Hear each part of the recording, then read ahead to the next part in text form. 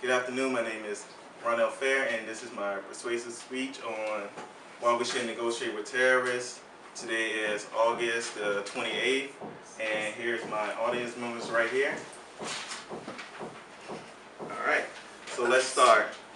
So I'm gonna start off with an attention getter. So put yourself in a American prisoner of war family member's shoes. How would you feel if you found out that your family member was captured by terrorists and your government would not negotiate with them? So do you have a, how would you feel about that, Mobley? I would feel like very awful, and I would just want my family member back in the best way. All right, so do anyone feel different about that? I mean, I feel like, yes, I would want my family member back, but as we've seen in recent current events, when we start giving in to these terrorist demands, it makes our country as a whole weak. So I would like to think that, I would stand strong and just, pray for the best for my family member and see if we can get them out of there besides, negotiating with them. All right, thank you. Those are both great opinions. So my opinion is the argument against negotiating with terrorists is simple. Democracies must never give in to violence, and terrorists must never be rewarded for using it. But like I said, like Mobby said, he will want his family member back. But us as a democracy, we don't negotiate with terrorists. So I'm going to give you a quote by Ronald Reagan in June 18, 1985. America will never make concessions to terrorists. To do so will only invite more terrorism. Nor will we ask, no pressure any government to do so. Once we head down that path, there will be no end to it. So no end to suffering of innocent people, no end to bloody ransom. All civilized nations must pay. All right, so basically Ronald Reagan is just stating that, like, hey, if we keep on letting them do it, they're going to do it regardless, but if we reward them, they're probably tending to do it more, because there are some countries that actually negotiate with terrorists and some countries who don't. So those countries, statistics shows that those countries tend to have more people get captured because they get rewarded. So the statistic says at least $125 million in ransom money has been paid to Al-Qaeda and its direct affiliates since 2008 for kidnappings, and has been reported. I have a web page right here, so let me just get this out. So I'm about to give you the country. So in 2010, from 2010 to 2013, $40.4 million was paid to terrorists by a French company for 4 French nationals. From 2010 to 2011, $17.7 million was again paid by a French company for 1 French national, 1 from Togo and 1 from Madagascar. I didn't know that was a real place. So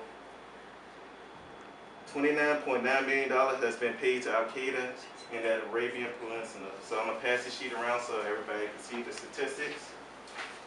So basically that's saying those countries who concede in giving money to the terrorists tend to get kidnapped more. So I know that, like we said, we don't want to reward these terrorists because ultimately we're funding them. We're giving them money for buying their weapons to do all this other stuff. So, all right. Here's another quote. The notion that the United States does not negotiate with terrorists is a long-held principle. As stated by Senator Mark Rubio from Florida, I fear that the administration's decision to negotiate with the Taliban for Sergeant Burdall's release could encourage future terrorism kidnappings in America. So everybody has heard about that. Also, the way I feel about that is that you've seen a lot of backlash. A whole lot of soldiers felt like we shouldn't negotiate with them because we released 5 high-value Taliban commanders out back into the world, and a lot of soldiers lost their lives going on search parties and everything for Sergeant Burdock when they say he ultimately walked from his post. All right. So. All right, I have another example, another quote from a Javier Ortiz, a former combatant medic in the Army, said, because he was one of the medics for the Bo Bergdahl situation, he said, the unit completely changed its operational posture because of something that was selfish. Not because a soldier was captured in combat, someone U.S. soldier formerly based in Eastern Afghanistan who spoke on the condition of anonymous because of the sensitivity of the search. There were military access required, but the problem came of its own accord. So this was from an article from 2014. So, in conclusion, I firmly believe that negotiating with terrorists is a big no because no matter how you approach it, there's very little to gain from doing it.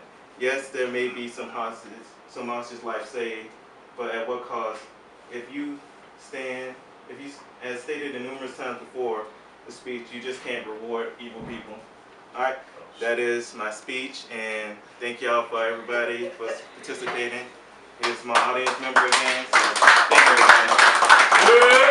everybody.